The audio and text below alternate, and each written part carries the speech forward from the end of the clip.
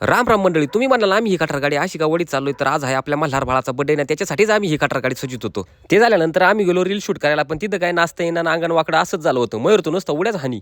ते झाल्यावर सागरन मी निघालो बेल्ल्याला आपल्या रणजित भावाच्या लग्नाला गेल्या पहिल्यांदा जेवाय बसलो. जेवण महत्वाचं आहे, जेवण सोडायचं नाही कधी. जेवण झाल्यावर गेलो आपल्या भावाला भेटायला, तर त्याचाही चालला होता मेकअप. तोय म्हणतो आता मला काय बोलता येईना, पण तुम्ही आले तर मला लय बरं वाटलं. तिथे आपला सगळा मित्रपरिवार आला होता. मग कॉलेजच्या आठवणीला परत उजाळा देऊन एक उसाचा रस पिऊन निघालो आम्ही घराकडे. तर आज आपल्या मल्हारच्या बर्थडेच्या निमित्तानं शाहीर गणेश वाघमारे यांच्या गौरव मराठी या कार्यक्रमाचं नियोजन होतं.